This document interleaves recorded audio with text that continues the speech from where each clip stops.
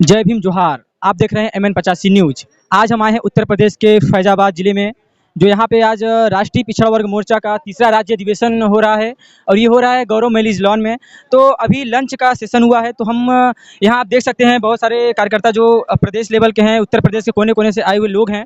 हम बात करने की कोशिश करेंगे कि ये राष्ट्रीय राज्य अधिवेशन जो हो रहा है वो किस प्रकार से हो रहा है और क्या क्या सब्जेक्ट है इनके। तो सर, आपका नाम क्या है? सर, मेरा नाम परशुराम निषाद जी है। कहाँ से आए हैं? हम यही फैजाबाद से हैं, बीकापुर तहसील से। अच्छा, कार्यक्रम ये किस प्रकार कार्यक्रम हो रहा है यहाँ पे? ये पिछड़ा आयोग का कार्यक्रम है। ये हमारे पिछड़ों की बात को लेकर जो हमारी 85 गिनती है उसको नहीं किया जा रहा है। ईवीएम के बारे में यही सब जागरूकता के लिए हो रहा है ये कार्यक्रम। पिछड़ों का कार्यक्रम? हाँ जी। आप सर कहाँ से आए हैं? बलरामपुर से हैं। बलरामपुर से। ये जो कार्यक्रम हो रहा है पिछड़ों का, इसका मुख्य मुद्दा क्या है? पिछड़ों को आरक्षण जो बराबर नहीं मिल रहा है उसी का मुद्दा है। तो कार्यक्रम कैसा लग रहा है यहाँ पे आने के बाद? ठीक लग रहा है। तो साथियों, यहाँ पे बहुत सारे कार्यकर्ता हैं और हम अंदर चल के बात करते हैं लोगों से कि किस तरीके से जो यहाँ पे कार्यक्रम चल रहे हैं। और यहाँ उनके राष्ट्रीय अध्यक्ष चौधरी विकास पटेल जी भी आए हुए हैं और उनके साथ चीफ जस्टिस जो इलाहाबाद हाई कोर्ट के वीरेंद्र यादव जी भी हैं। और हम आपको दिखाना चाहते हैं ये जो मैरिज लॉन है ये काफ़ी बहुत बड़ा है और कम से कम 3 से 4 हज़ार की संख्या में लोग यहाँ पे एकत्रित हुए हैं।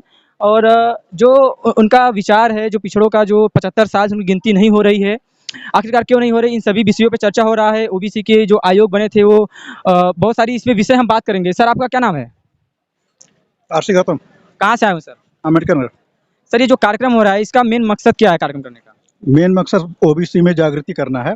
ओबीसी समाज जो है काफ़ी हद तक गुमराह है, उसको जो है चौधरी विकास पटेल जी के माध्यम से किस बात पे गुमराह हैं वो लोग? ज़्यादातर भ्रमित समाज है, अपने हक अधिकार को नहीं जानता है। हक अधिकार को जाने इसके लिए जगह जगह जो है अधिवेशन हो रहा है हर प्रदेश में। अरे, ओबीसी के लोग तो मंदिर चाहते हो तो बंद हो रहा है आपके अयोध्या में। ओबीसी को मंदिर नहीं चाहिए, मंदिर बनाने के लिए उनका केवल उपयोग किया गया है और मंदिर में उनको एक भी पद नहीं दिया गया है। एक भी पद उनको उसमें रहने के लिए नहीं दिया गया है। तो बुरा इस बात का लग रहा है कि मंदिर बन रही है, अब उनको पद नहीं दिया, इस बात का बुरा लग रहा है। उनका तो उपयोग किया गया, ओबीसी के नाम पर उनका उपयोग किया गया, लेकिन जब जहाँ पुजारियों के संख्या में बात होने की बात आई वहाँ उनको एक भी पुजारी नहीं रखा गया ओबीसी का। तो साथियों, यहाँ पे देख सकते हैं जो ओबीसी समाज है वो बड़ी संख्या में जागरूक हो रहा है, अपने हक अधिकारों की बात कर रहा है और बहुत सारे साथी हैं, हम उनसे बात करना चाहेंगे। सर, आपका क्या नाम है? अशोक कुमार वर्मा सर। सर, कहाँ से आए हुए हैं आप? हम रामपुर भगन से आए हुए हैं, अयोध्या डिस्ट्रिक्ट से। तो आप सर यहीं के, मतलब पास के जिले के? हाँ हाँ, इसी जिले तो से। यहाँ पे कार्यक्रम जो हो रहा है उसका मेन मुद्दा क्या है? इसका मेन मुद्दा है सबसे पहले ओबीसी जात आधारित जनगणना इनको करानी चाहिए सरकार। बीजेपी के लोग कहते हैं कि अगर जाति जनगणना होगा तो जाति का बढ़ावा देंगे। नहीं, ऐसे कोई बात नहीं, जात का बढ़ावा कहाँ पर मिलेगा। जाति जनगणना होने से क्या होगा, फायदा क्या है? फायदा ये है कि वो 3% होकर वो पूरे देश पे राज कर रहे हैं, हमारी बात नहीं सुन रहे हैं, तो हम जात जनगणना करा कर हम एकत्रित होंगे, इसीलिए सब। दादा, आपका क्या नाम है? अमरनाथ। कहाँ से आए हुए हैं आप? मिर्जापुर। जब यहाँ क्यों आए हुए हैं? यहाँ आए हैं मीटिंग देखने। कौन सा कार्यक्रम? पिछड़ा मोर्चा वर्ग। पिछड़ों का, आखिरकार पिछड़ों का जो गिनती 75 साल से नहीं हुई आज़ादी की बात, क्या कारण लगता है आपको? ये तो हमें बहुत गलत लागत है। जब नहीं पिछड़ा वर्ग का गिनती होता तो हमें बहुत निवल लागत। गिनती से क्या फायदा है पिछड़ों का? गिनती से फायदा है कि गिनती जब हो जाएगी पार्लियामेंट में तो आरक्षण का अधिकार मिलेगा। आरएसएस और बीजेपी के लोग कहते हैं अगर गिनती होगा जाति का तो जाति को बढ़ावा होगा। तो जाति का बढ़ावा न हो, जब गिनती न हो तो हम लोग तो जातीय से एकदम खारिज हो जाए। तो साथियों, यहाँ पे बहुत सारे हमारे लोगों का अलग अलग मत है और उनका कहना है कि अगर जाति जनगणना नहीं होगा तो जो ओबीसी है उनको हक अधिकार नहीं मिलेगा।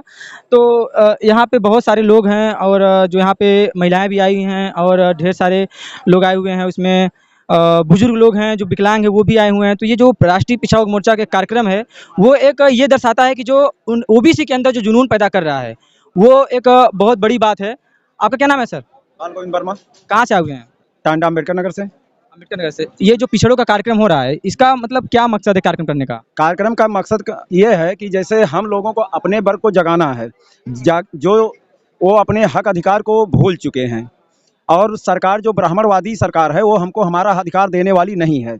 ऐसे ओबीसी के लोग तो मंदिर चाहते हैं, मंदिर तो बन रहा है। अब भाई मंदिर बनने से मंदिर में हमको क्या मिलेगा? 14 सदस्यीय टीम गठित किया गया, उसमें ओबीसी एक हो तो बताइए आप। ओबीसी तो मस्जिद गिरा दिया था मुसलमानों के विरोध में। अरे तो उस समय बरगलाने से चले गए तो उसमें भाई उन लोगों ने का काम है बरगलाना। 140 संगठन के साथ आरएसएस वही तो सरकार चलाती है उनको। बीजेपी के जितने भी सांसद विधायक मंत्री हैं वो संसद भवन के प्रति जवाबदेह ना हो करके वो आरएसएस के प्रति जवाबदेह हैं। जी। तो गिनती से क्या फायदा है? गिनती से हम लोगों को हमारा अधिकार मिलेगा। दादाजी कहाँ से आए हुए हैं आप? हम कहीं दर्शन नगर से आए हैं। कहाँ पे आए हुए हैं? यहाँ पे इतनी भीड़ है, आप बुजुर्ग हो गए हैं, यहाँ पे क्यों आए हैं? तो बुजुर्ग हो गए क्या हो गए? तलवार पुरानी है तो क्या हुआ? तलवार पुरानी है तो क्या हुआ? तलवार मगर काट वही है, बुढ़ा हो गया फजलू मगर ठाट वही है। तो ये गिनती हो जाएगा जिसके लिए आप लोग लड़ाई लड़ रहे हैं? लड़ाई लड़ाई होगी क्यों नहीं? बीजेपी सरकार कह रही नहीं कराएंगे। नहीं भाई, नहीं कराए कैसे नहीं कराएगी? नहीं कराएगी तो ब्राह्मणों भारत छोड़ो आंदोलन शुरू करेंगे पूरे भारत देश में। यहाँ पे आप लोग देख सकते हैं, यहाँ पे एक महिला भी आई हैं, हमसे बात करना चाहेंगे। मैम, आप कहाँ से हैं? मैं मूल निवासियों ने ललकारा है, भारत देश हमारा। आपका क्या नाम है, कहाँ से आई हैं? मेरा नाम शोभा बौद्ध, राष्ट्रीय मूल निवासी महिला संघ, जिला प्रभारी अयोध्या। अच्छा, अयोध्या से हैं। जी। तो ये जो पिछड़ों का कार्यक्रम हो रहा है, ये कार्यक्रम क्यों हो रहा है? मतलब आप लोग क्यों करना चाहते हैं कार्यक्रम? आप लोगों को अयोध्या मंदिर भी बन रहा है जो वहाँ हमें मंदिर नहीं, विद्यालय चाहिए, और कमंडल नहीं, कमीशन चाहिए, और कटोरा नहीं, रोजगार चाहिए। बीजेपी तो कहती है कि हम तो ओबीसी का भला करते हैं, और नरेंद्र मोदी खुद ही ओबीसी हैं। ओबीसी हैं तो ओबीसी के बारे में उन्होंने एक बार सोचा? ओबीसी का आरक्षण क्यों खत्म कर रहे हैं? ओबीसी का कितना परसेंट जज हैं, कितने परसेंट एसपी हैं, कितने परसेंट डीएम है? ओबीसी के कितने जो ओबीसी का जो 27% आरक्षण दिए हैं 22% में, जो गरीब है वो अपने बच्चे पढ़ा नहीं सकता, वो उसका तो आरक्षण वैसे गया। और जो पढ़ाने लायक है, जिसके पास थोड़ा पैसा है, अपने बच्चे को पढ़ाया लिखाया उस मुकाम तक कि वो अधिकारी बन सके, उस बच्चे को रोक देते हैं कि आप क्रीमिलियर हो, आप गरीब नहीं हो, आपको आरक्षण नहीं मिल सकता। तो बताइए, ओबीसी भाई का निचले स्तर पे गया, जो पढ़ा नहीं सकता, जो कमजोर है, गरीब है, और जो पढ़ाने में सक्षम है, तो उसका कह रहे क्रीमिलियर लगा के उसको काट दे रहे। तो ओबीसी हमारा 52% की आबादी है, उसकी जनगणना नहीं करा रहा, और जो भी मिल रहा उसको भी नहीं दे रहा। तो हमारा ओबीसी भाई इधर से भी गया, उधर से भी गया। तो ओबीसी समाज हमारा सोया है, हम लोग जगा रहे हैं, गांव-गांव चौपाल लगा रहे हैं और मीटिंग कर रहे हैं, बहनों को जगा रहे हैं। हर ओबीसी के एक एक गली, एक एक मोहल्ले, एक एक गांव में हम लोग जन जागृति का कार्यक्रम चला रहे हैं। अपने ओबीसी को जगा के रहेंगे, हम 85 से 90% होंगे और तख्ता पलट के रखेंगे। तो यहाँ पे साथियों देख लिए कि जो राष्ट्रीय पिछड़ा वर्ग मोर्चा के जो कार्यकर्ता हैं, जो महिलाएं हैं, वो भी अपने अधिकार के लिए बहुत ही जागरूक हैं, और वो तमाम ऐसे विषयों पर अपनी बातें रखती हैं जो ओबीसी को जानना चाहिए। आपका क्या नाम है? विक्रम पटेल, जिला अध्यक्ष राष्ट्रीय पिछड़ा वर्ग मोर्चा वाराणसी। तो यहाँ पे जो किस किस विषय पे चर्चा हो रहा है, जो आपका राज्य अधिवेशन हो रहा है यहाँ पे? आज हम लोगों का राष्ट्रीय पिछड़ा वर्ग मोर्चा का उत्तर प्रदेश का तीसरा राज्य अधिवेशन चल रहा है, और इस अधिवेशन में रणनीति तय होगी कि किस तरह से हमारे देश के 52% आबादी जो ओबीसी की 1931 की जनगणना के बाद हुई थी, वो जनगणना तत्कालीन जो आज़ादी के बाद सरकारें बनी, उन ब्राह्मणवादी सरकारों ने हम लोगों की जनगणना को रोक रखा है। आज के समय अच्छा, ऐसा सवाल उठता है कि आप लोग ब्राह्मणवादियों को ही ज़्यादा टारगेट करते हैं। ब्राह्मणवादी ही तो इस देश में सत्ता शासन को अपने हाथों में लेकर के हमारे समाज के साथ अन्याय और अत्याचार कर रहे हैं। हमको अपना जो लिखा हुआ संविधान का अधिकार है उसको नहीं दे रहे हैं, तो उसको हम किसको कहेंगे? यहाँ पे हमारे साथ एक अधिवक्ता साथी दिख रहे हैं। हम सर से जानना चाहते हैं कि सर, आपका नाम क्या है? मेरा नाम एडवोकेट रामराज अशोक है। मैं इंडियन लीगल प्रोफेशनल एसोसिएशन प्रदेश सचिव। कहाँ से हैं सर आप? वाराणसी से। अभी देखा जा रहा है कि जो मोहन भागवत के द्वारा जो बयान आ रहा है कि हम 200 साल तक आरक्षण और देंगे, क्योंकि हमारे पूर्वजों ने 2000 साल तक ओबीसी मतलब पिछड़ा वर्ग मोर्चा को और बहुजन समाज को प्रताड़ित किया। तो वो ऐसा कह रहे हैं, और वो 2015 में उन्होंने ऐसा बयान दिया था कि आरक्षण पे और संविधान पे मंथन होना चाहिए, समीक्षा होनी चाहिए। तो वो उनका अचानक ऐसी बोली क्यों बदल गई?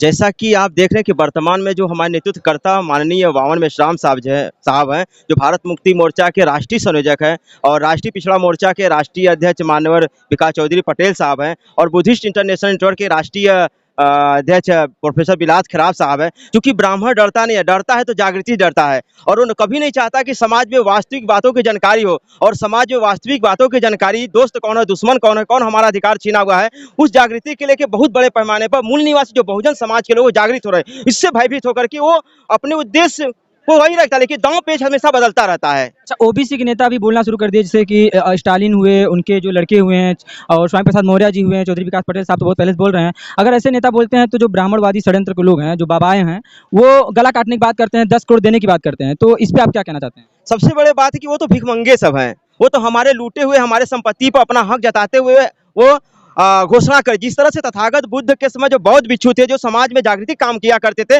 उसमें पुष्पपिंत शुंग नाम का जो ब्राह्मण था वो बौद्धों का सर कलम करने के लिए 100 दिनार दे। इसी तरह ये भी है और वो हमारे जागृति का परिणाम है। और जिस दिन मूल निवासी बहुजन लोग एकजुट हो जाएंगे उसको छोड़ करके भागना पड़ेगा, वो कहाँ भागेगा कोई बता नहीं सकता। तो मतलब कि आप उनको भगाना चाहते हैं, वो भी तो भारतीय हैं। भारतीय हैं लेकिन संविधान के दायरे में अगर हैं तो उनका सम्मान है, क्योंकि वो गैर समानता को मानने वाले समानता को मानने वाले हैं नहीं। अगर समानता को मानने वाले होते तो आज हम लोग इतने हुजूम के साथ यहाँ पे खड़े होकर के अपनी बात को रखने की क्या आवश्यकता थी। धूप में, गर्मी में, तपते हुए मौसम में हमारी महिलाएं हैं, बच्चे हैं, सारे साथी लोग हैं, कहाँ कहाँ कितना दूर से आए हुए हैं। अभी हम लोग 9 जुलाई को बहुत बड़ा कार्यक्रम करने वाले थे मूल निवासी विरासत बचाओ को लेकर के, वाराणसी में उसको रोक दिया गया। हम भारत के मूल निवासी हमारी विरासत को बचाए नहीं दिया था, अपनी लोग जानकारी नहीं देने दिया जाता। इसी को लेकर के भी आप देख रहे हैं 24 सितंबर को बहुत बड़ा कार्यक्रम 1 लाख लोगों को लेकर के वाराणसी डीएम कार्यालय में प्रोजेक्ट करने के लिए भारत के मूल निवासी 85% लोग ने प्लान करके वह घोषणा किया हुआ। अभी कल देखे भारत बंद का कार्यक्रम था, उस सारे में बहुत बड़ी तादाद में लोगों ने भारत बंद का समर्थन किया। तो साथियों, यहाँ पे जो लड़ाई है वो सिर्फ हक अधिकार की लड़ाई है, समानता स्वतंत्रता की लड़ाई है। तो यहाँ पे जो अभी जो भीड़ लगी, हुजूम लगी है, वो सिर्फ लड़ाई के लिए लड़ी है, अपने हक अधिकारों के लिए लगाई गई है। तो साथियों, यहाँ पे आगे जो कार्यक्रम हो रहा है उसका मुख्य पंडाल है, हम आपको दिखाना चाहते हैं। वो पंडाल आप लोग देखें। और जो ये लड़ाई चल रही है वो बहुत ही अपने हक अधिकार की बड़ी लड़ाई है। आप सभी लोगों को मुझे लगता है कि राष्ट्रीय पिछड़ा मोर्चा जुड़ना चाहिए।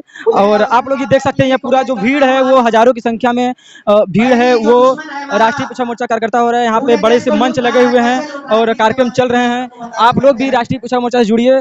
और ये जो लड़ाई चल रहा है अधिकार की, ये सिर्फ पिछड़े मोर्चा, राष्ट्रीय पिछड़ा मोर्चा ही लड़ रहा है, चौधरी विकास पटेल जी लड़ रहे हैं। आप लोग उनको सुनिए और उनके जो आंदोलन के साथ जुड़िए। इसी के साथ आप सभी लोग इस वीडियो ज़्यादा शेयर करें और चैनल सब्सक्राइब करें। बहुत बहुत धन्यवाद। जय भीम, जोहार।